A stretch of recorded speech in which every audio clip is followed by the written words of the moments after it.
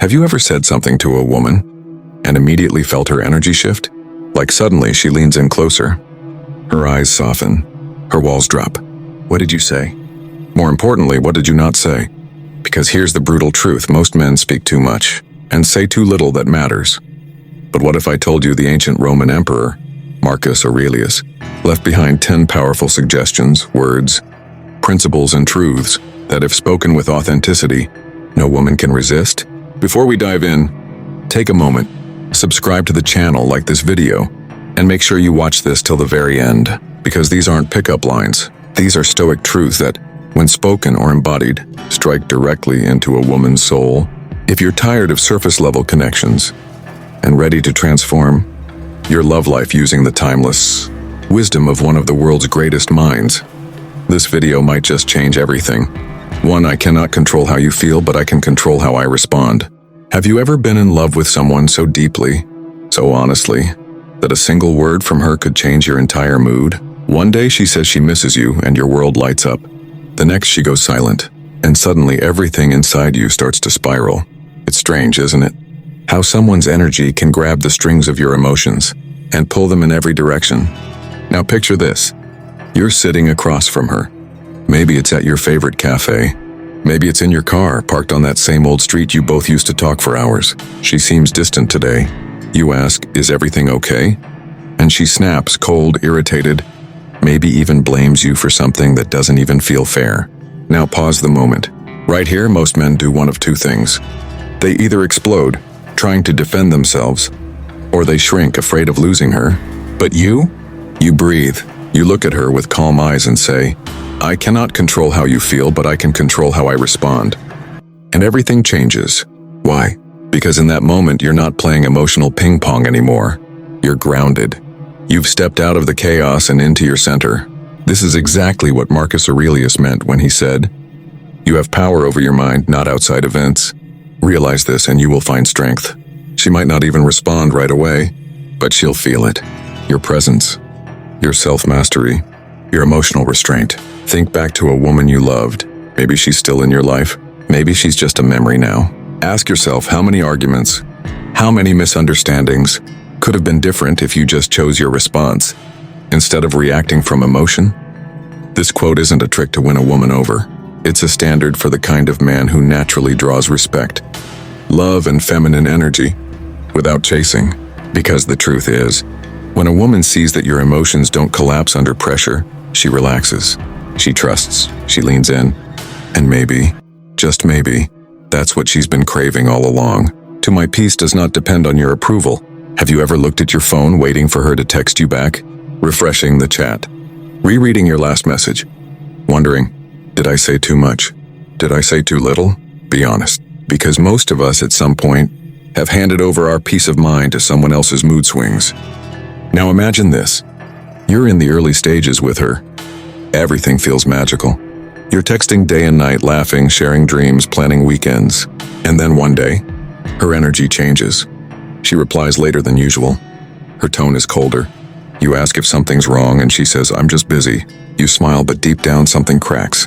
You go home that night, lying in bed, and your mind spins. Did I mess this up? Is she losing interest? Am I enough? Now stop. Right there in the middle of that emotional storm. What if you said to yourself, my peace does not depend on your approval? Read that again, because this isn't just a sentence, it's a declaration. A moment where you reclaim your power. Marcus Aurelius wrote, it never ceases to amaze me. We all love ourselves more than other people, but care more about their opinion than our own. Isn't that what we do in love? We forget our own worth the moment someone else stops clapping for us. But here's the truth. When your peace is tied to someone's attention, you become their puppet. You stop being a man, you start being a performer, trying to earn what should be given freely. I want you to think back. Was there a time you compromised your happiness just to keep someone's attention? Maybe you laughed at things that didn't feel right. Maybe you tolerated being treated like an option. Maybe you gave too much, hoping they'd finally see your value. But here's the twist. The moment you stop seeking approval, the moment you center yourself and say, I am enough, even if you don't see it, you become magnetic. Because women don't fall for men who need them. They fall for men who choose them. from a place of wholeness, not desperation.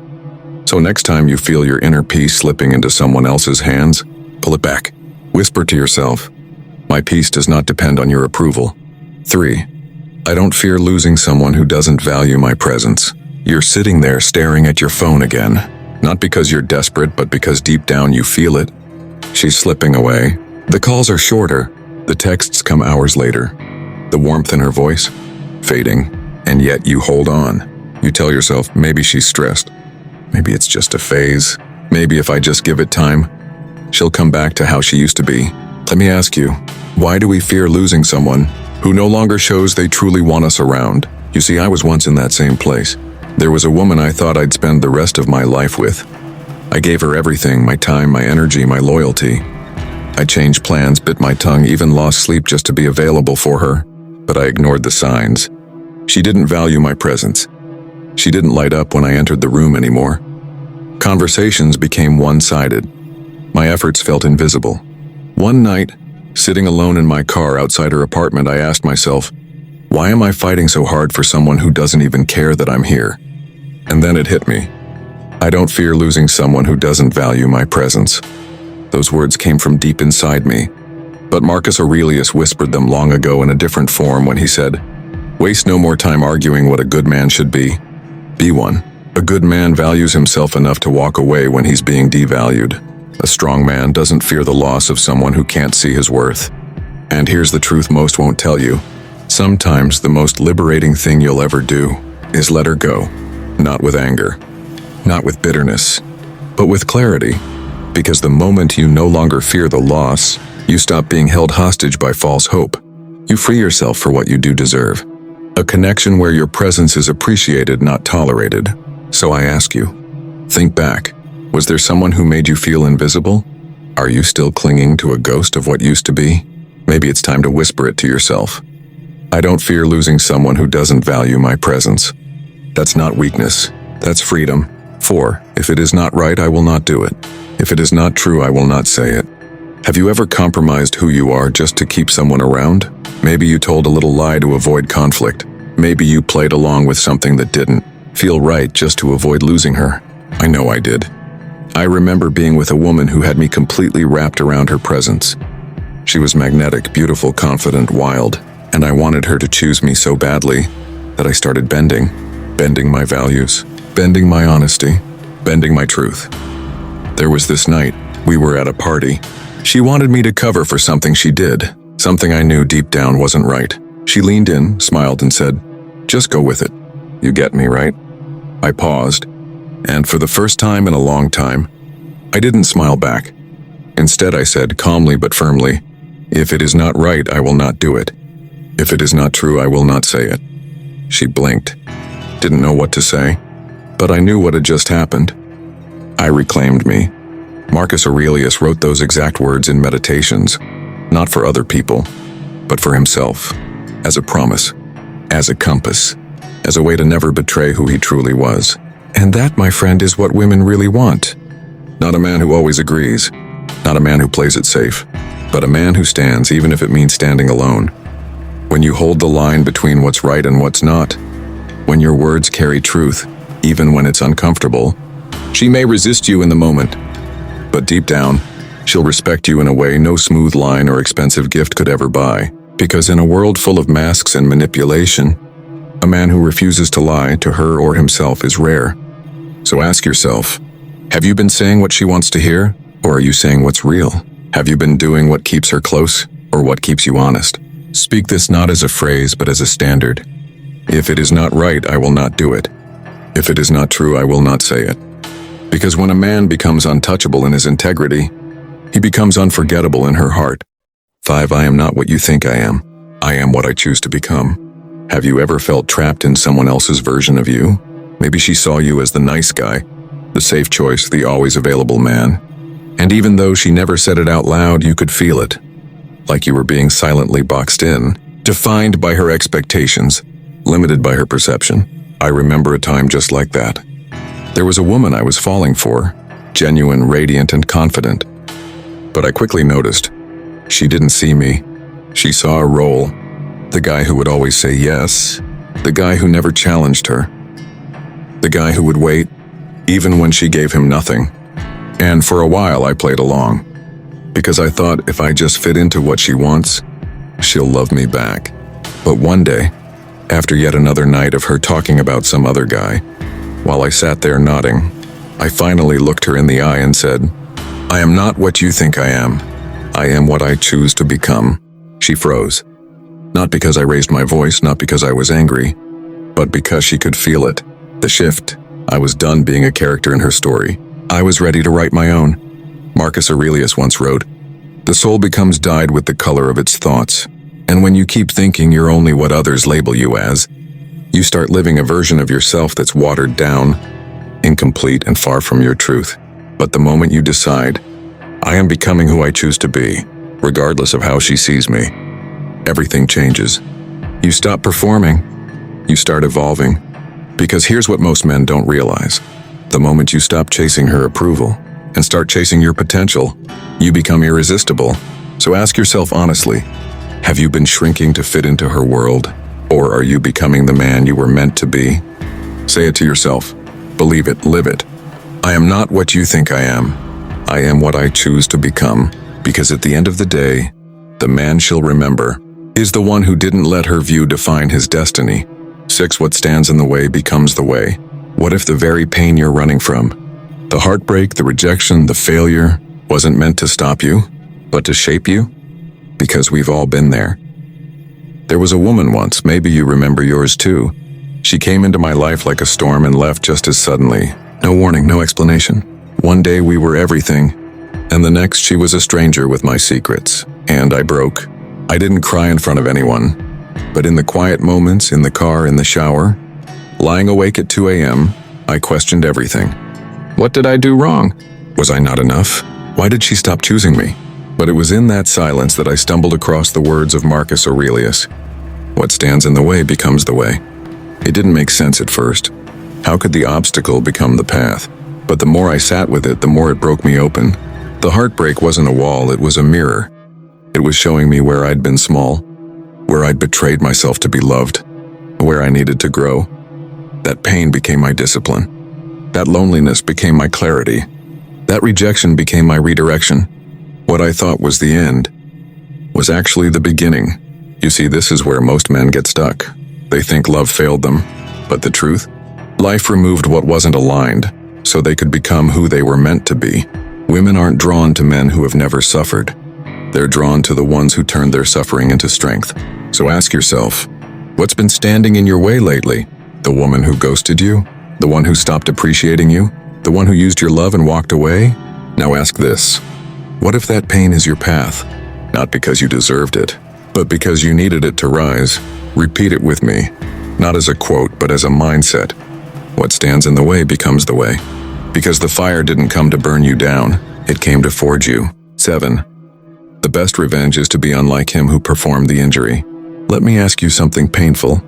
Have you ever been compared to another man? Not out loud, but in her eyes, in her tone, in the way she pulled back like she was still healing from someone before you? It happened to me once. She came into my life after a long breakup. I could feel it. She was still haunted by the last man. He lied, he cheated. He manipulated her trust like it was nothing. And as I fell for her, I noticed the weight she carried. She was always bracing for betrayal even when I offered honesty, always reading between the lines, expecting to be disappointed. And slowly I found myself trying to prove I'm not like him. One night, in the middle of a heated argument, she snapped and said, "You're just like the rest of them." I was stunned. And in that moment I felt rage, not just from her words, but from the unfairness of being punished for another man's sins. I wanted to lash out, to hurt her back with silence, maybe even leave without a word like he did. But then I remembered Marcus Aurelius's words. The best revenge is to be unlike him who performed the injury, and everything inside me settled. Because that quote reminded me of something every man needs to know. You don't rise by repeating what hurt you. You rise by refusing to become it. Choosing not to lie. Choosing not to manipulate. Choosing not to play emotional games, even when it would be easy to. That's not weakness. That's power. That's control. In that moment I looked at her, not with anger, but with calm, and said, "I am not him, but I also won't stay to prove that every day." She fell silent, because that's what self-respect feels like when spoken out loud. So I ask you now, are you still trying to make someone see that you're different? Are you exhausting yourself trying to fix what he broke? Stop. Be different, but not for her. For you. Because real revenge isn't destroying her emotionally. It's becoming the man she never thought she'd meet. The best revenge is to be unlike him who performed the injury. Let that be your legacy. I prefer clarity over comfort.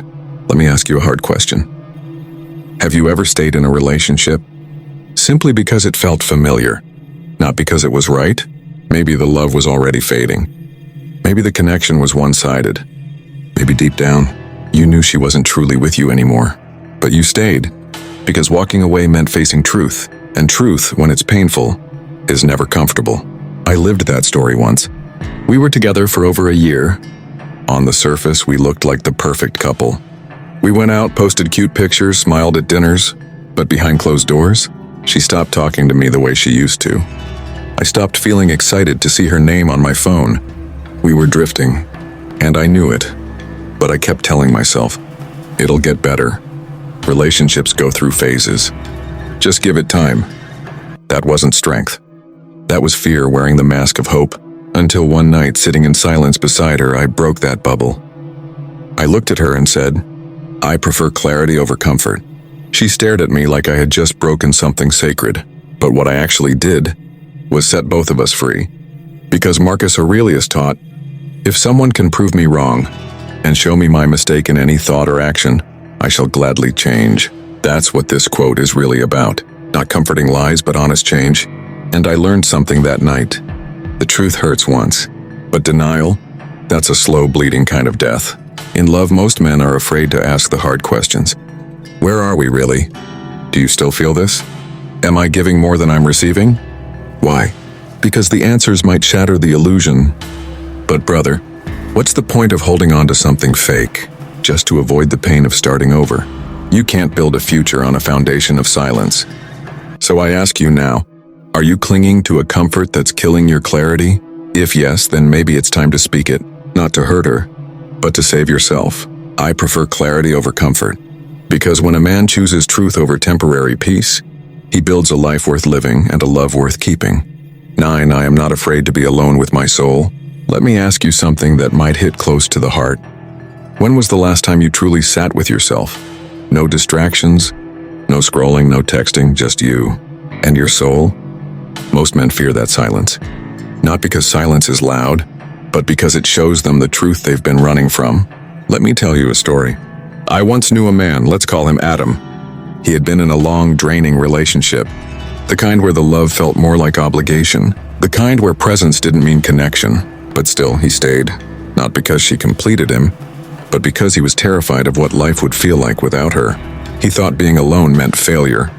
That silence was a punishment. That solitude meant something was wrong with him. But one day she left. No closure, no warning, just a message that said, I need to find myself. And just like that, Adam was alone. At first it broke him. The silence became a storm. He tried filling it with noise, late night calls, old flings, endless distractions, but nothing touched the ache inside. Until one night he stopped running. He sat in the dark, stared at the ceiling, and whispered to himself, I am not afraid to be alone with my soul. That's when the healing began. Because here's what Marcus Aurelius meant with that line. Nowhere you can go is more peaceful, more free of interruptions than your own soul. The soul is not your weakness. It's your compass. But most men don't listen to it because they're too busy seeking noise that feels like love. Let me ask you, brother, have you ever feared being single? Not because you needed someone, but because you couldn't face yourself? That fear, right there, is the enemy of your peace. A high-value man doesn't chase connection to avoid loneliness. He builds connection with himself so that any love added to his life is a bonus, not a bandage. So if you're alone right now, don't run from it. Sit, breathe, reflect. This is your chance to rebuild from the inside out. Because when you're no longer afraid to be alone with your soul, you become the kind of man no woman wants to leave. And the kind of man who no longer fears if she does. 10. I'd rather be hated for who I am than loved for who I am not. Have you ever changed who you were just to keep someone? Maybe it started small. You laughed at jokes that didn't amuse you. You stayed quiet when something hurt. You agreed just to avoid conflict. All because you were afraid the real you might be too much. Or not enough. You see, I once knew a guy named Zane. Smart, kind-hearted, a little reserved, but deeply genuine. He fell in love with a woman who lit up every room she walked into. But she wanted a different version of him. Someone louder. Someone more adventurous. Someone who wasn't him. And instead of walking away, Zane started molding himself into the man she wanted. He went to parties he hated. Laughed louder than he felt. Texted like someone else. Even started dressing differently. Just to fit into her world. On the outside, everything looked perfect. But on the inside, Zane was disappearing. Until one day she left him anyway. Why? Because even though she liked the version of him she created, she never truly loved the real man. And the most painful part? He didn't either. That's when Zane stumbled across a line from Marcus Aurelius that changed everything. Waste no more time arguing about what a good man should be. Be one. So he chose a new path. I'd rather be hated for who I am than loved for who I am not. Because what kind of love is it if it only survives when you pretend? Man, let me ask you this. Have you ever dimmed your light to fit into someone else's shadow? Worn a mask so long, you forgot what your real face looked like? Here's the truth. Pretending gets you attention, but authenticity earns you respect. The real you might lose people, but you won't lose yourself. And in this world full of fake smiles, filtered personas, and curated lives, being real is rare. So be bold, be raw, be unapologetically you. And if that scares people away, let them go, because the right people, the ones meant for your soul, they won't need the mask. They'll love the man behind it. These are not just words. They are reminders of who you are becoming. They aren't meant to be memorized and thrown around like lines from a book. They're meant to be lived. And when you live these words, when they come not just from your mouth but from your essence, she will feel it. Not just with her ears, but with her soul. With that said, thanks for watching, and until next time.